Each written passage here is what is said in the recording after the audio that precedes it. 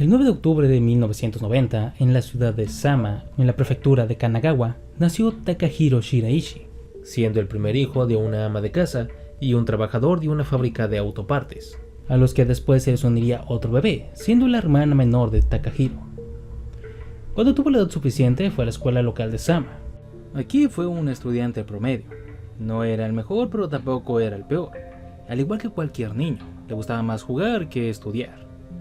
Y esa misma era la razón por la que siempre iba a la escuela: divertirse con sus amigos, con quienes pasaría una anécdota que, en perspectiva y teniendo en cuenta lo que pasaría después, sería bastante preocupante.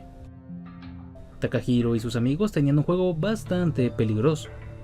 Entre ellos escogían a uno, y entre todos los demás lo ahorcaban hasta que se desmayara, cosa que duraba un par de minutos antes de que el escogido recobrara conciencia y todos empezaran a reír.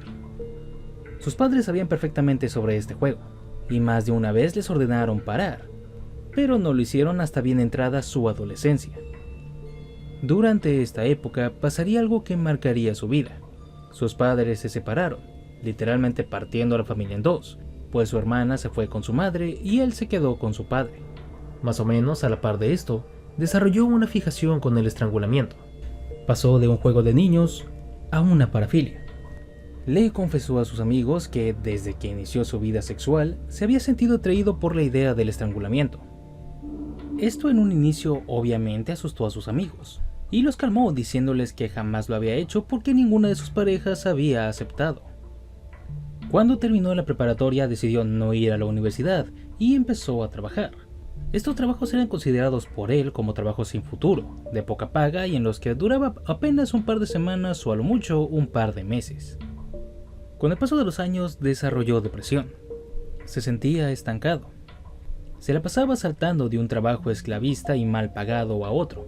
Se había alejado de casi todos sus amigos, y con los que aún tenía relación estaban ocupados en la universidad en trabajos que a él le parecían con mejor futuro o mejorando sus vidas.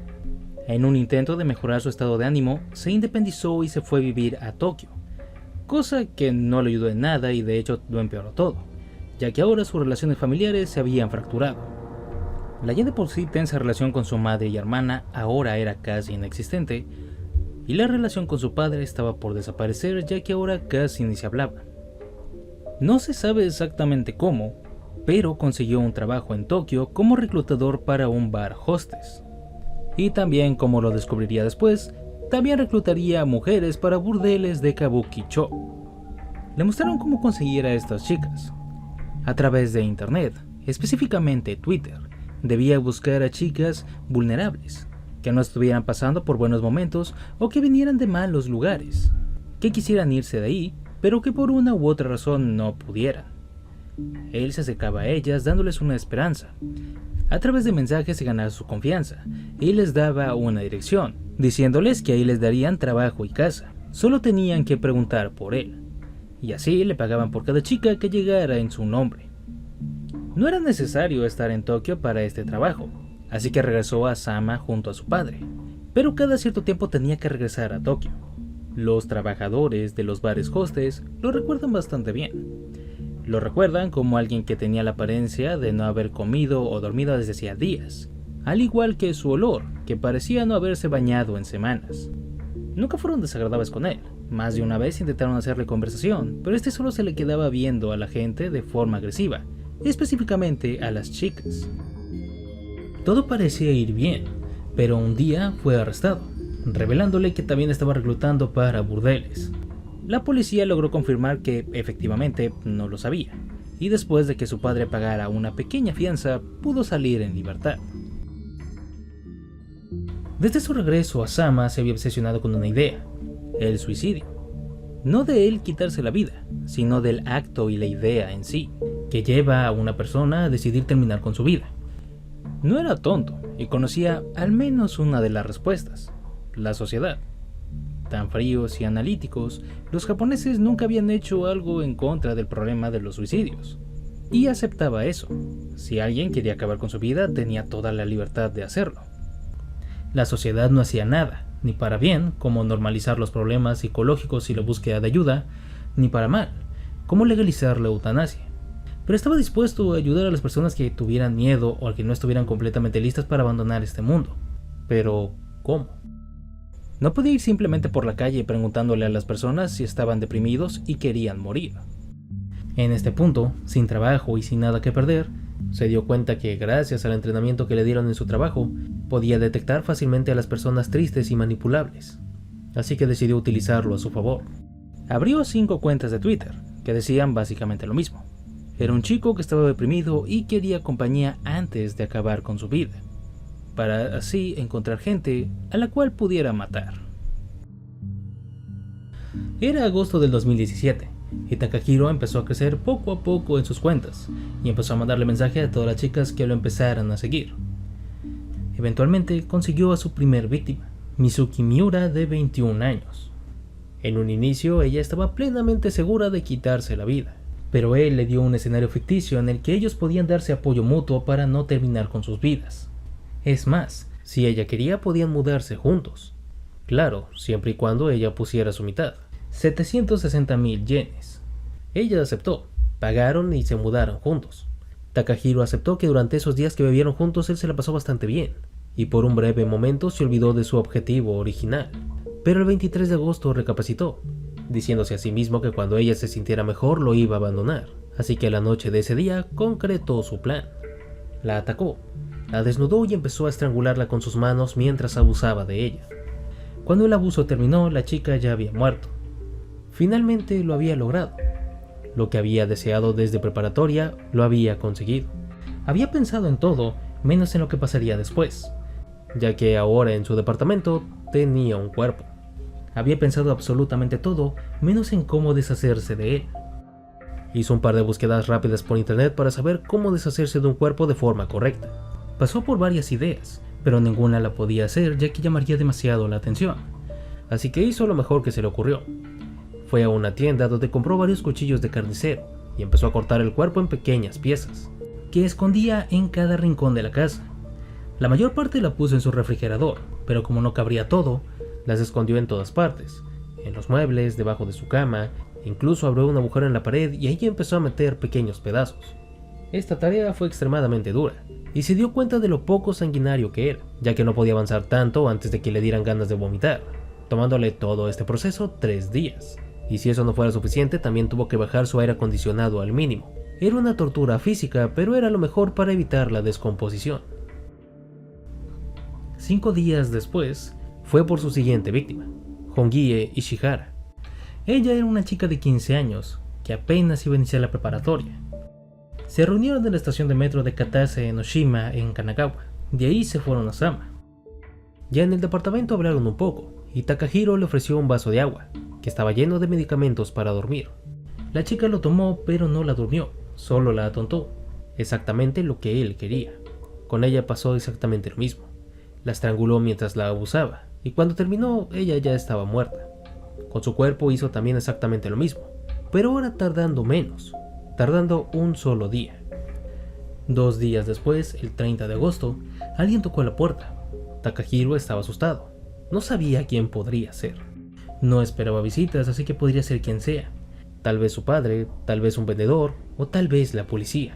Sacó valor de donde pudo y abrió la puerta, encontrándose con un chico que se presentó como Takugo Nishikata. Le dijo que él era pareja de Mizuki, y que ya tenía varios días sin saber de ella. Entró a su Twitter y vio que el último mensaje que tenía era sobre verse con alguien en la dirección de su departamento.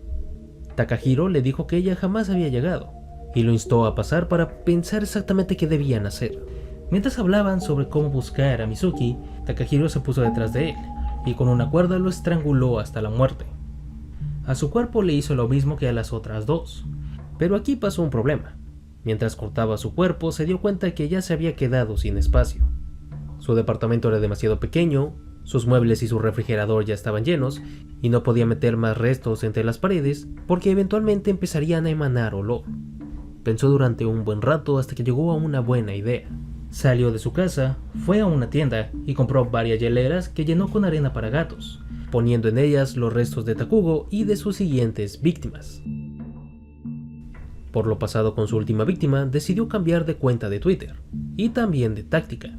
Ahora, en vez de ser alguien que estaba deprimido y quería compañía para no terminar acabando con su vida, ahora sería alguien que estaba decidido en acabar con su vida, pero no quería irse solo, por lo que buscaba a alguien para morir juntos. La cuenta que utilizaría de ahora en adelante sería una llamada Hanging Pro, y con ella conseguiría otras 6 víctimas. El 19 de septiembre se reunió con Sarake Hinako, una mujer de 19 años de la ciudad de Tokorozawa en Saitama. Ella era una fanática de la actuación que estaba en su segundo año de universidad. Ese día salió de casa, fue a Sama y no se le volvió a ver. La siguiente fue Hitomi Fujima. Ella era una oficinista de 26 años de la ciudad de Kasukabe en Saitama. Tenía 2 años casada y tenía un hijo de 1 año. En apariencia todo estaba bien, pero lo que ella tenía era depresión postparto que jamás trató, que con el tiempo fue creciendo hasta que finalmente decidió acabar con su vida, pero no quería hacerlo sola, y por medio de Twitter conoció a alguien que se suicidaría junto con ella, alguien detrás de una cuenta llamada Hanging Pro. El 24 de septiembre del 2019 se quedó a trabajar hasta altas horas de la noche, pero se tuvo que ir ya que tenía que irse a Sama.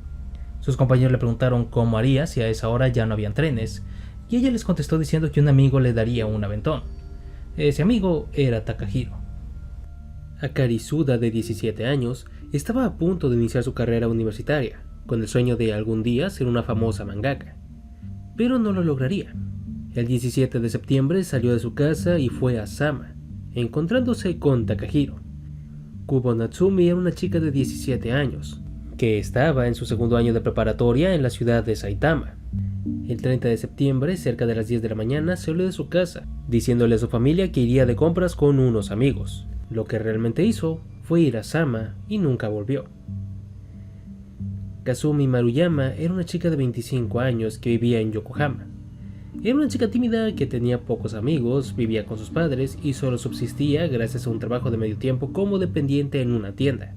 El 18 de octubre tuvo una salida con un amigo, Takahiro, siendo su última señal de vida un mensaje para su madre, diciéndole que por la lluvia no llegaría a su casa antes de las 9 de la noche. La siguiente y última víctima fue Aiko Tamura, una chica de 26 años originaria de Tokio. Ella estaba deprimida por el reciente fallecimiento de su madre, y como no pudo soportarlo decidió quitarse la vida. La mañana del 23 de octubre, tomó sus cosas y salió de su casa partiendo hacia Sama. Durante el trayecto, su hermano le mandó un mensaje diciéndole si podían cenar juntos esa noche. Ella aceptó, pero jamás tendrían esa cena. Todas estas personas habían sido reportadas como desaparecidas, pero la policía no tenía nada con que iniciar una investigación, ni nada que apuntara hacia un camino en concreto. Pero con Aiko fue diferente.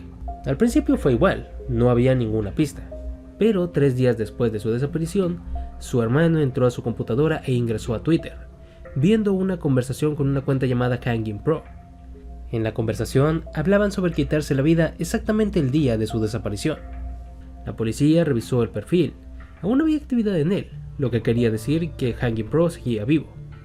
Probablemente sabía qué le pasó a Aiko, pero para esto debían saber dónde estaba, que con los mensajes de la conversación no fue tan difícil.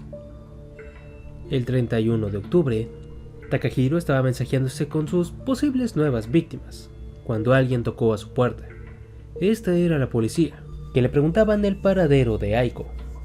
Takahiro dijo que ya sabía que la policía lo tenía en la mira, e incluso si pudiera deshacerse de ellos en ese momento, sabía que eventualmente regresarían, así que decidió hacerlo todo más rápido. Los dejó pasar y apuntó a su refrigerador, diciendo que ahí estaba la chica. La policía lo revisó, encontrando no solo la cabeza de Aiko, sino también la de otras 8 víctimas. La casa fue revisada de arriba a abajo, encontrándose varias hieleras llenas de arena para gatos y partes de cuerpos, además de encontrarse muchas partes más dentro de muebles, escondidas dentro de cajones y dentro de los muros. Esto sorprendió a la policía, y les sorprendió aún más darse cuenta que los vecinos jamás se dieron cuenta de nada. Las paredes estaban insonorizadas, por lo que no pudieron escuchar nada. Tampoco olieron nada, pues ningún cuerpo estaba tan descompuesto. La descomposición se ralentizó gracias a que desde el primer homicidio el aire acondicionado estaba al mínimo. También porque la arena para gatos era de muy buena marca, ya que absorbía muy bien la humedad y los malos olores. En el juicio, el equipo legal intentó alegar que estos no debían contarse como homicidios, sino como homicidios con consentimiento. Ellos querían morir y Takahiro los ayudó. Pese a seguir siendo homicidio, la pena se aligera bastante, teniendo una pena máxima de 7 años por todos los casos. Pero gracias a su confesión y a las autopsias, se dieron cuenta que las víctimas, además de pelear, 8 de ellas habían sido abusadas antes de morir. Después intentaron decir que él no estaba sano mentalmente, lo que alargó el juicio durante 5 meses más, donde fue sometido a estudios exhaustivos, donde salió que estaba sano completamente. Takahiro se declaró culpable, diciendo que aceptaría cualquier castigo que consideraran adecuado. Fue condenado a muerte, cumpliendo su condena el 27 de junio del 2025, consiguiendo así el dudoso honor de ser la última persona ejecutada por pena de muerte en Japón hasta el momento.